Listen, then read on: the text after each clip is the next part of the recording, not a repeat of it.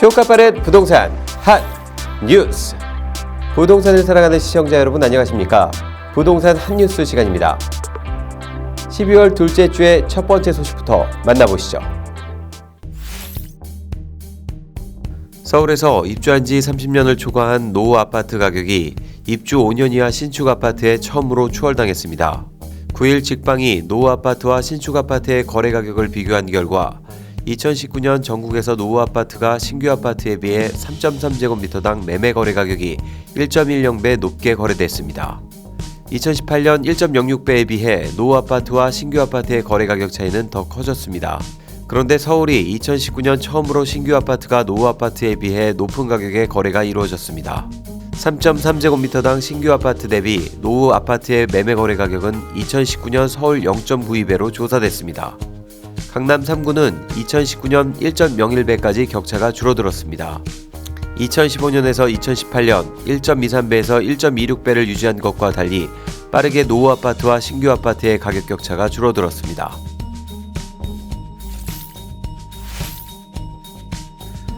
정부가 청약 수요가 몰리는 경기도 일부 택지지구 등에 대해 청약 1순위 자격을 부여하는 의무거주 기간을 1년에서 2년 이상으로 확대할 방침입니다.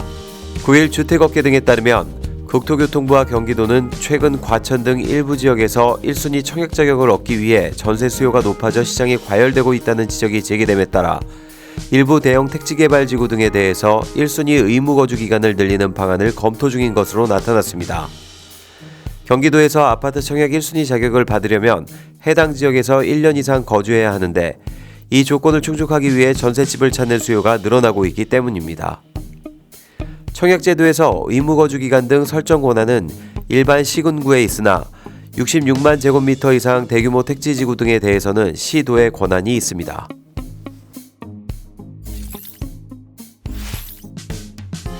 민간택지 분양가 상한제 확대 지정 등 정부의 각종 집값 안정 대책에도 불구하고 서울과 수도권 아파트 가격이 계속 오르면서 올해도 전년 대비 가격이 오를 것으로 보입니다.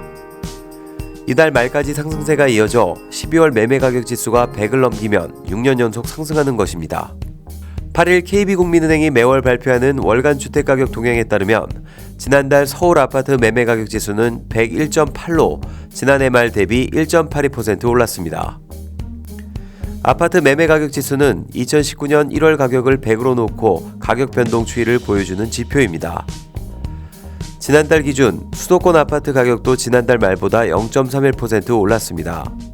서울 아파트 매매 가격 지수는 2013년 75.2에서 2014년 76으로 상승한 뒤 2015년 80.3, 2016년 83.7, 2017년 88.1, 2018년 100으로 5년 연속 올랐습니다. 특히 지난해에는 전년 대비 가격이 13.6%나 급등했습니다. 내년 1월부터 집을 3채 이상 가지고 있는 세대가 집을 또 매입할 경우 취득세율이 현재의 1에서 3%에서 4%로 올라갑니다.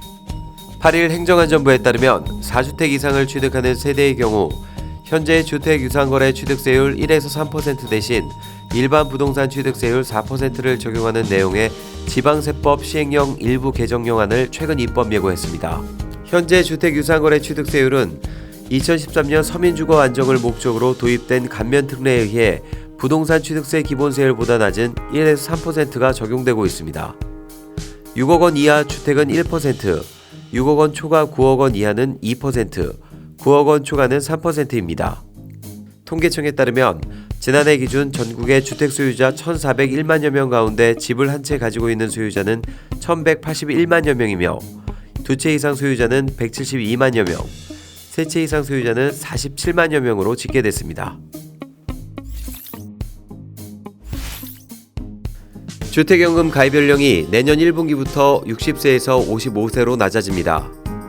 금융위원회는 6일 보도참고자료에서 지난달 13일 발표한 주택연금 활성화 방안에 따라 주택연금 가입 연령을 현행 60세에서 55세로 낮추는 내용의 주택금융공사법 시행령 개정안이 내년 1분기 중 시행된다고 밝혔습니다. 아울러 지난 2일부터는 취약 고령층 연금액을 늘리는 우대형 주택연금도 시행됐습니다. 이는 주택가격 1억 5천만 원 이하의 기초연금 수급자에게 주택연금의 우대지급률을 최대 13%에서 20%로 확대하는 내용입니다. 한편 금융위에 따르면 우리나라의 보유자산 중 부동산을 포함한 실물자산 비중은 74.4%로 미국 30.5%, 일본 37.8%, 영국 47.2%, 유럽연합 58.0%보다 월등히 높습니다.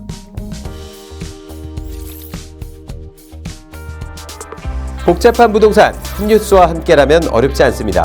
저희는 다음 시간에 또 다른 한 뉴스로 찾아뵙겠습니다. 여러분의 구독과 좋아요는 우리를 핫하게 합니다.